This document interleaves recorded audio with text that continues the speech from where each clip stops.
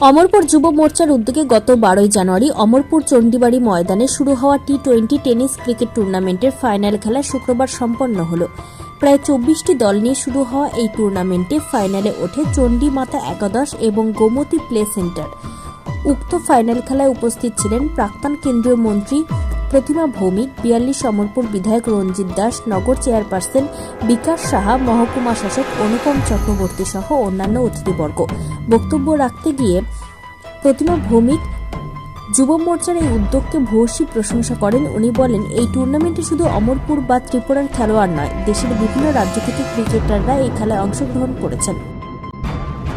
কারণ খেলাধুলা শরীর চর্চা আমরা কম করি, তাই এই খেলাধুলাটা যুব মোর্চা শুরু করেছেন। শুধু এই খেলাতে প্রায় 24টা দল অংশগ্রহণ করেছে, 2টা দল ফাইনালে উপনীত হয়েছে। এবং আনন্দের বিষয় শুধু রাজ্যের না, বহির্রাজ্যের যে যারা খেলোয়াড় তারাও এটাতে অংশগ্রহণ করছেন।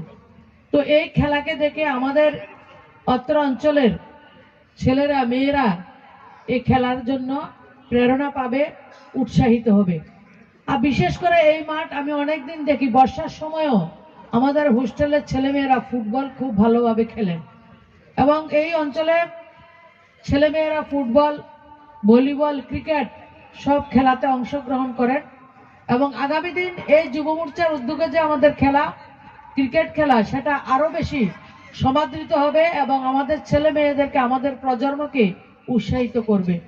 এবং আমাদের মাননীয় প্রধানমন্ত্রী খেলাটাকে খেলো ইন্ডিয়া থেকে শুরু করে কলেজ স্তর, স্কুল স্তর, গ্রামীণ স্তর, প্রত্যেকটা জায়গায় সেটাকে যাতে মানুষ, আমাদের ছেলেমেয়েরা খুব সহজে সেটার সঙ্গে যুক্ত হতে তারা পারে, বিভিন্নভাবে তার ব্যবস্থা করেছেন।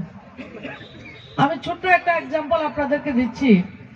আমরা যখন সরকার এসেছিল 2016 সালে, সর্বানন্দ সোনোয়াল ক্রীড়া মন্ত্রী, যিনি আসামের মুখ্যমন্ত্রী হয়েছেন এরপরে, এখন কেন্দ্রীয় মন্ত্রী, উনি ত্রিপুরা রাজ্যে এসেছিলেন 2016 সালে।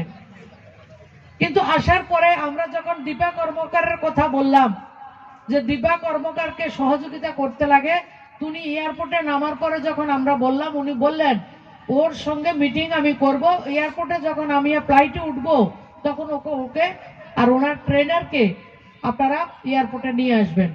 তো দীপা কর্মকার 1 বছরের জন্য ওনার ট্রেনিং এর জন্য 40-50 লক্ষ টাকার একটা প্যাকেজ, যে 1 বছরের জন্য যদি আমাকে দিয়ে দেন তাহলে ভারতবর্ষের বাইরে গিয়ে আমি ট্রেনিং করতে পারবো এবং আমার কোন নিশ্চিন্তে আমি অভ্যাস করতে পারবো এবং আমার খেলার মান উন্নত করতে পারবো।